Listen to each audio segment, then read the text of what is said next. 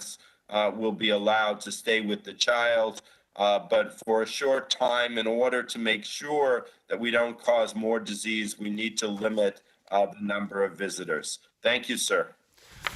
Thank you very much, Dr. Katz. Thank you for the update. Thank you for what you're doing to manage this situation. What you said was absolutely crucial for everyone to understand. We're going to make some adjustments to make sure that we can take care of people, to make sure that we get people the help they need. But this is going to be a brief period of time, a brief and intense period of time. But health and hospitals will make sure that they make the right adjustments. They've been through, if I could be blunt, they've been through a hell of a lot worse than this and managed to come through it very, very well. So that's an update in terms of making sure people can get quality testing, and also the other adjustments for making sure that care is there for anyone who needs it when they need it. Okay, let's go back where I was. As I was saying, there is a day coming, and it's actually hopefully not too long. If we get enough people vaccinated, if we do the right thing, get enough people with boosters, the day is coming when the COVID era is behind us, and the big focus will necessarily be climate change. And we saw what happened with the tornadoes in the Midwest, in the South. We've seen the wildfires in the West. We've seen horrible flooding. We've seen hurricanes. We've seen so many things that tell us the impact of the climate crisis is growing, and we've got to do everything possible to address it. Today, New York City is going to make history. A bill that is the best example to the entire country, in fact, to the world, of making big changes quickly. We already have the toughest legislation in the country, the toughest laws in the country on buildings and emissions and limiting emissions from buildings. We are now adding a crucial new piece of law that will change things profoundly and quickly. What we're saying is we are banning oil and gas use in new buildings. Now, this will phase in over the next few years, but the bottom line is we're going to get buildings away from oil and gas, away from those fossil fuels, get them onto electricity, which is increasingly becoming renewable electricity. This is part of how we wean ourselves off fossil fuels once and for all. We are convinced this is going to have a major impact right here in this city, reducing emissions, improving health, because less pollution equals better health, but also setting an example that other cities, states, nations will follow. When New York City does something, it is felt all over the world.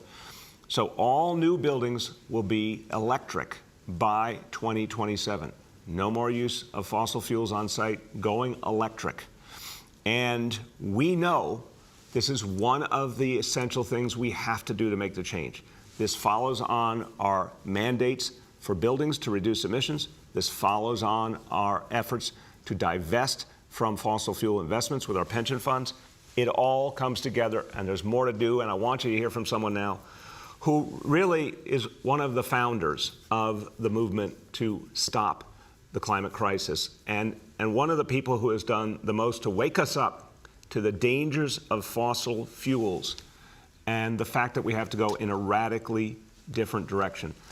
My conversations with him were one of the things that inspired me to move for divestment of our pension funds. His voice matters a lot, and I want you to hear from him about what this new law today will mean here and all over the nation, all over the world. My pleasure to introduce the founder of 350.org, Bill McKibben.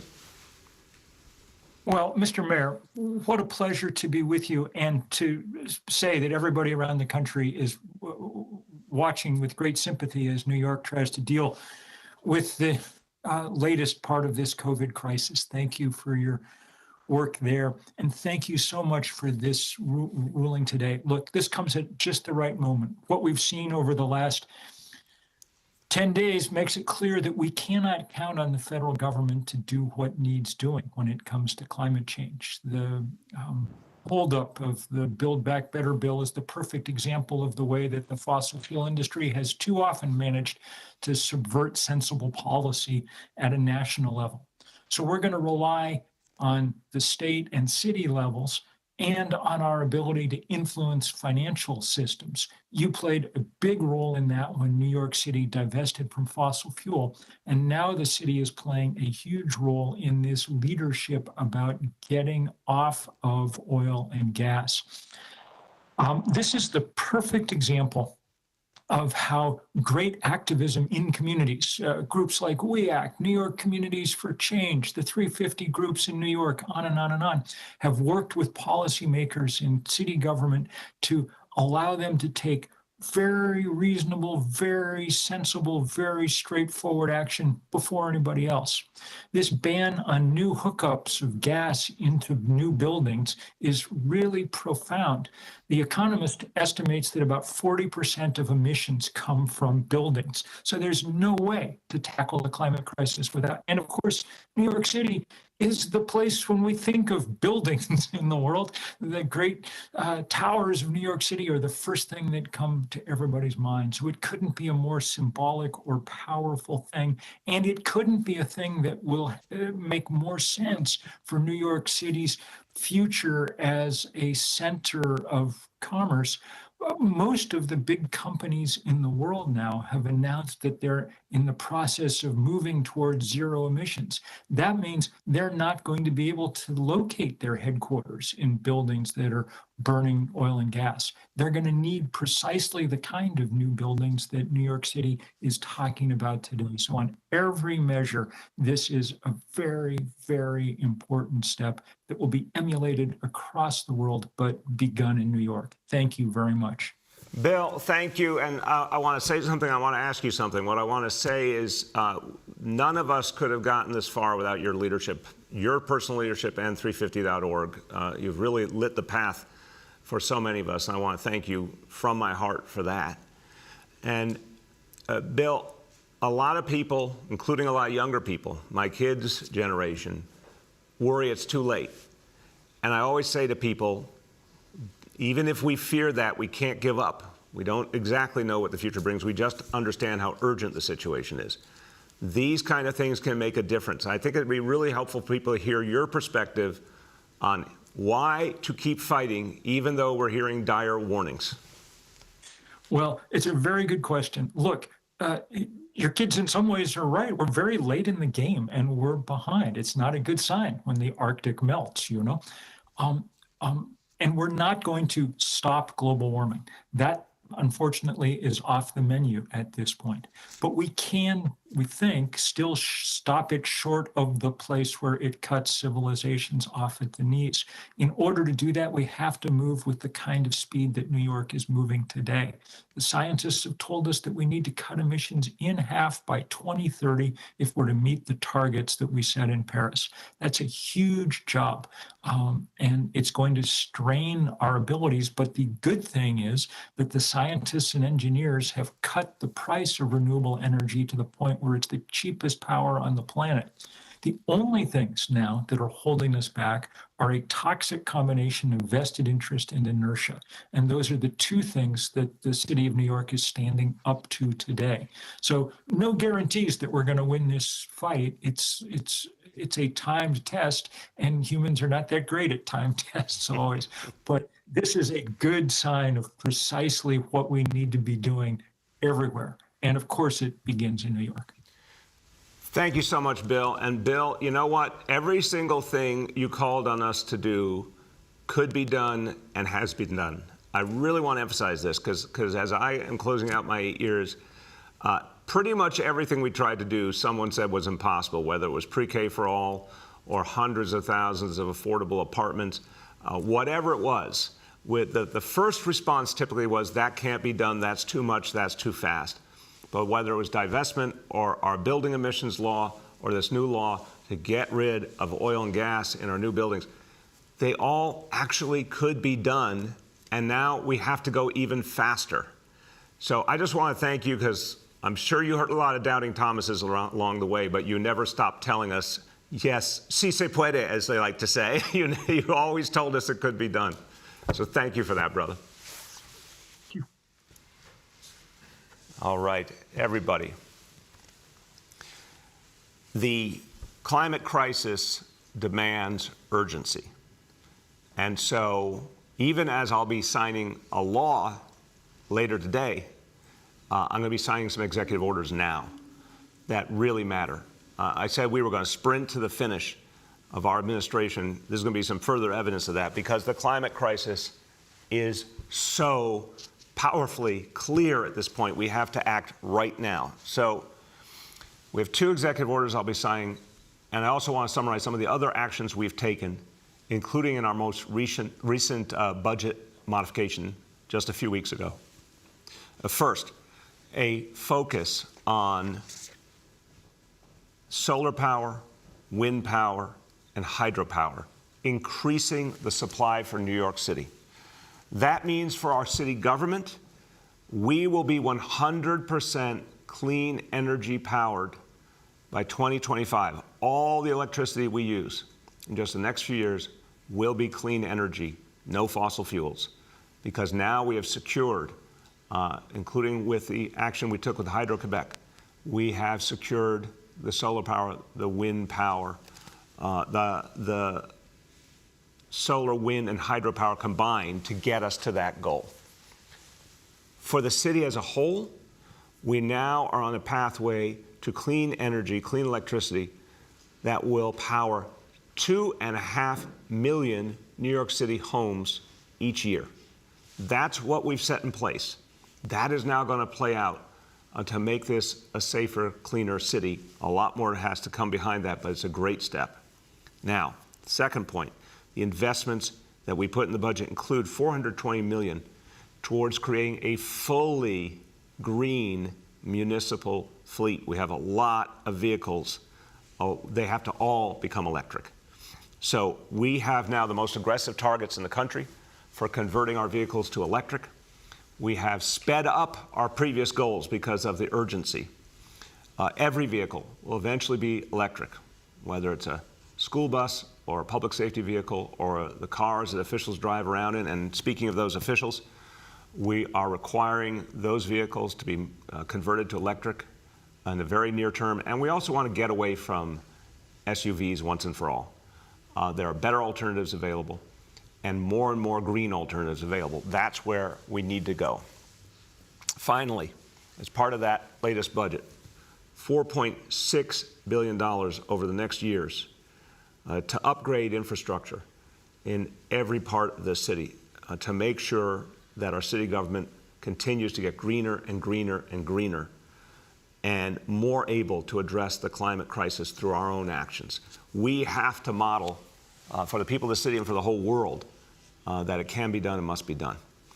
I'm going to sign these executive orders, and to make sure that all of these plans, all these pledges are followed through on, one of the actions I'm taking today is to appoint a chief decarbonization officer for the city of New York, a chief decarbonization officer who will be responsible for ensuring that these goals are met and, in fact, intensified at the first available moment, that every part of the city government is moving to reduce emissions and keep us on track to reduce our government emissions by 70% by 2030. We can do that. 70% reduction by 2030. We can do that. I think we'll even be able to do better if we act aggressively. So I'm going to sign these executive orders now.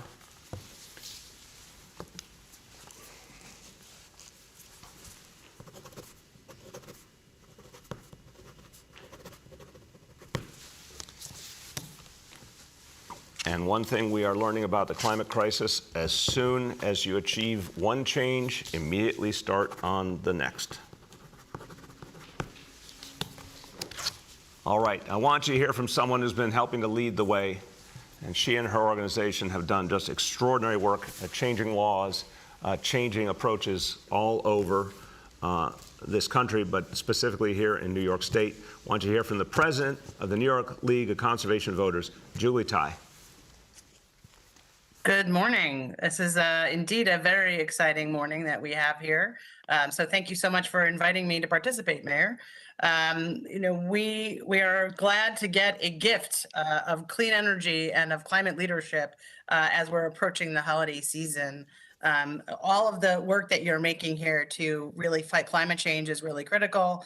We appreciate you putting all of this into executive orders of making sure that there's leadership with the idea of someone who's in charge of decarbonization.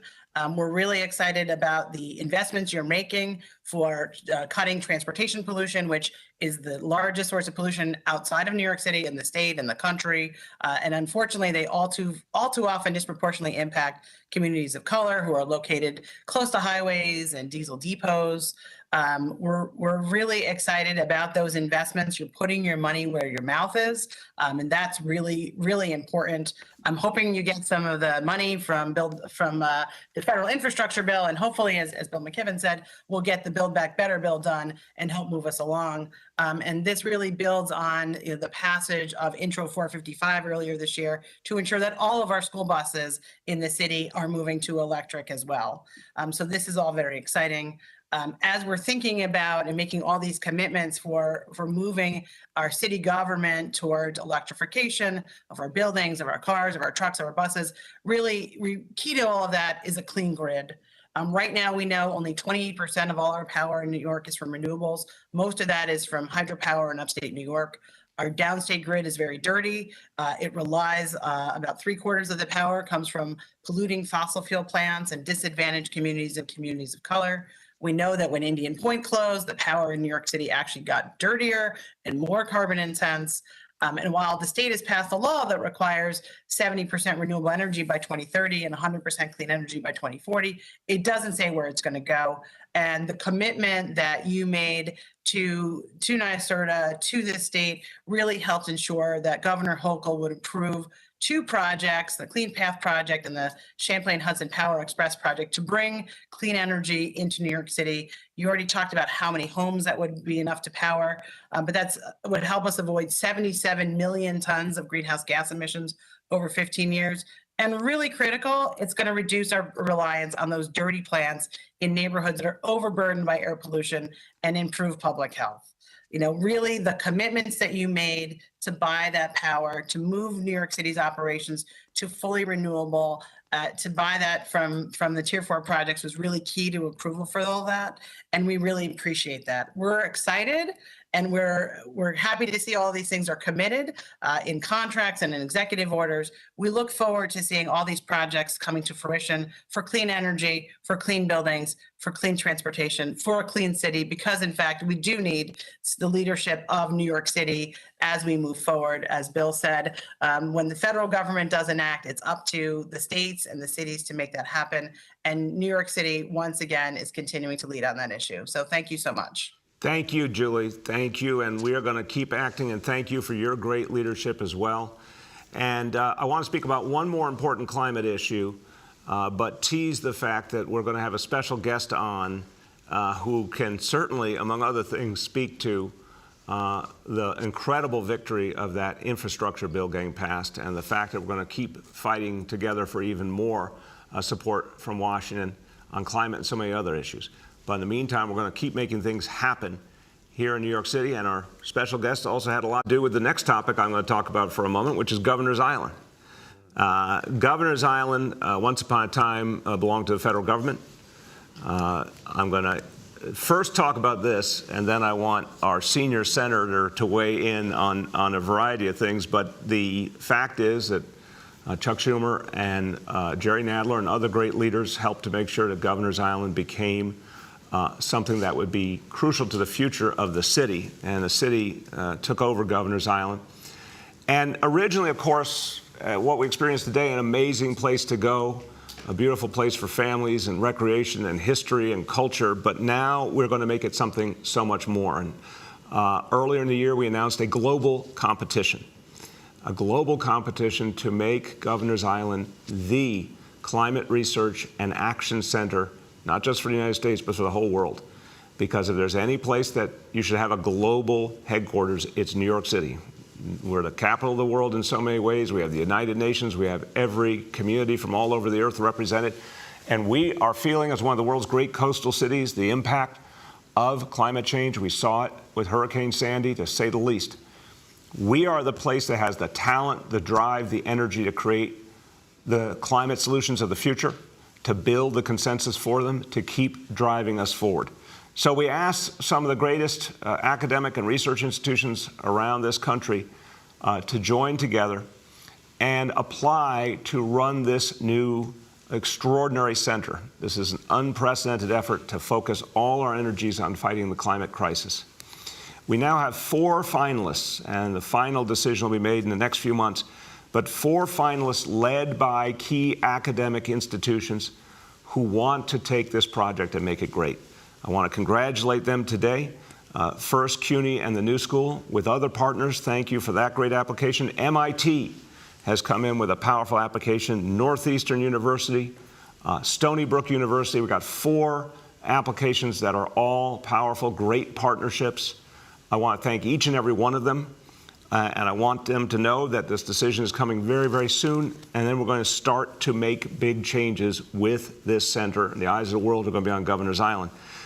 I want you to hear from an expert who has been also one of the real thinkers. Okay, we're going to pull away from New York City Mayor Bill de Blasio right now, but if you are interested in continuing to watch his press briefing, just head on over to CBSN New York, our local stream, and you can watch it there. So, a town in Central California is at risk of drying up, literally, due to a lack of water. Stratford, which is located around 40 miles outside of Fresno, is a farming town. But now, with the groundwater exhausted, the community is struggling. From CBSN Los Angeles, meteorologist Evelyn Taft reports on how people there are trying to save their home. It's 7 a.m. in this small Central California town. Think you're back, huh? Yeah, I made it back. So small, in fact, it doesn't have a diner. Instead, the locals get their coffee here. Their first drive, they got down to the 3-yard line. Every morning, a